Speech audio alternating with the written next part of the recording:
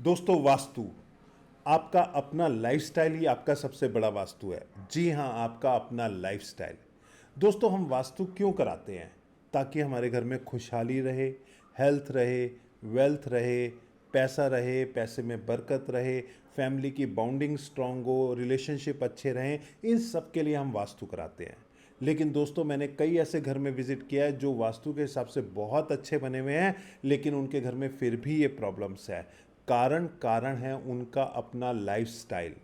दोस्तों, कई बार हमें क्या करना चाहिए इससे कहीं ज़्यादा ये जानना ज़रूरी होता है कि हमें क्या क्या नहीं करना चाहिए। क्योंकि क्या क्या नहीं होना चाहिए और वो सब हमारे घर में हो रहा है तो हमारे घर का वास्तु खराब होता है, और हमारे घर का वास्तु हमारी लाइफ पे बहुत बड़ा इम्पैक्ट डालता हैगा, हमारी सक्सेस में और हमारे फेलियर्स में। तो दोस्तों, आज के वीडियो में हम बात करेंगे कि हमें क्या क्या नहीं करना चाहिए हैगा, और अगर ये चीज़ें आपके घर में हो रही हैं तो इसको आप बिल्कुल ईजिली बिना तोड़ फोड़ के बड़े आराम से सही कर सकते हैं। तो दोस्तों, आइए शुरू करते हैं। दोस्तों, मेरा नाम मनु शांडिया है और मैं पिछले 24 ईयर से as an astrologer, vastu and और एक्सपर्ट काम कर रहा हूँ। एस्ट्रो साइंस मेरी एक्सपर्टाइज है, जिसके मेरे ऑनलाइन कोर्सेज भी चल रहे हैं। दोस्तों, आइए आज बात करते हैं किचन के अंदर क्या क्या नहीं होना चाहिएगा। क्या क्या चीज़ें हमारी किचन में ऐसे होती हैं जिनका नहीं होना ज़्यादा अच्छा हैगा। दोस्तों, सबसे पहले किचन के अंदर एक्सपायरी फूड नहीं होना चाहिए। हम बाज़ार से सामान खरीद के लाते हैं जिसमें कुछ पैक्ड फूड होते हैंगे, उन पे एक्सपायरी डेट डली होती है और कई बार वो बहुत समय तक पड़ा रहता हैगा। ऐसे फूड जो भी एक्सपायरी हो चुके हैं उन्हें किचन से हटा दीजिए। किचन के अंदर मेडिसिन्स नहीं रखने हैं, इस बात का ध्यान रखना है। मेडिसिन्स किचन के अंदर नहीं रखी जाती हैंगी। दोस्तों, वॉश बेसन के अंदर जूठे बर्तन नहीं छोड़ने आएंगे। मैंने कई जगह पे देखा है लोग रात को वॉश बेसन में जूठे बर्तन रख देते हैं। रखते भी क्या है, ऐसे रखते हैं जैसे थ्रो किए हुए हों।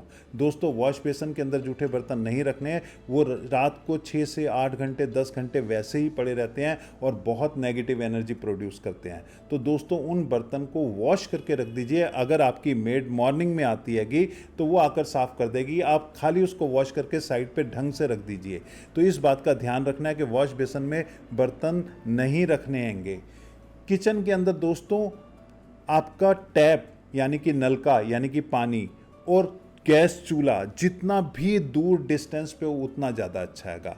इस बात का ध्यान रखना है। जो आपकी किचन की पोजीशन है उसके हिसाब से देख लीजिए कि गैस चूल्हा और जो नल के पानी का स्थान हैगा वो जितना दूर हो उतना ज़्यादा अच्छा है। दोस्तों, किचन में 3 चाकू नहीं रखने हैंगे। आप 2 रख लीजिए, 4 रख लीजिए या उससे ज़्यादा रख लीजिए, लेकिन किचन में 3 चाकू नहीं रखे जाते।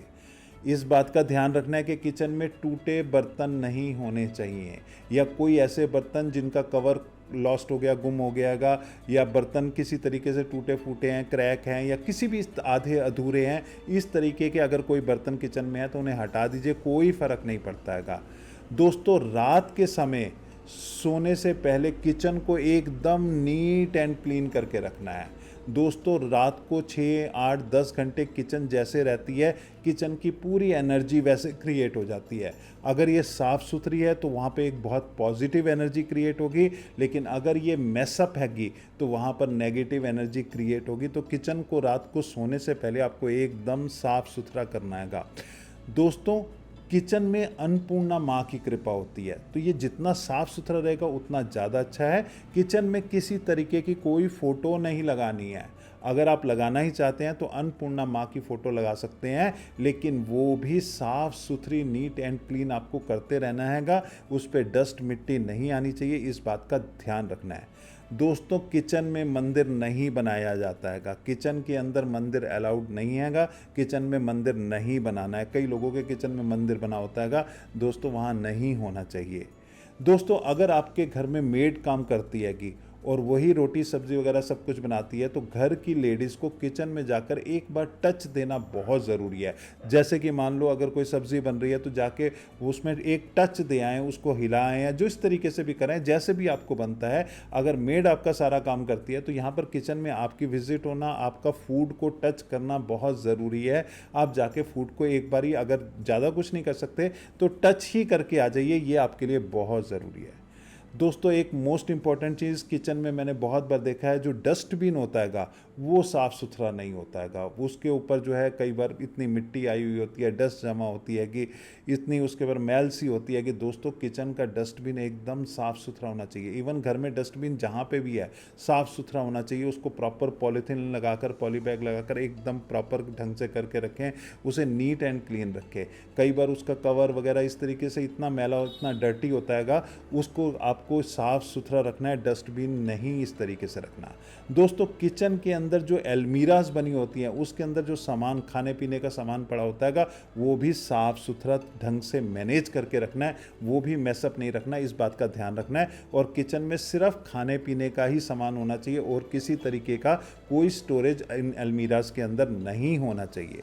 दोस्तों किचन में जो टैप होती है, नल का जो होता है, वो लीकेज नहीं होना चाहिए, पानी का वेस्टेज नहीं होना चाहिए, इस बात का ध्यान रखना हैगा।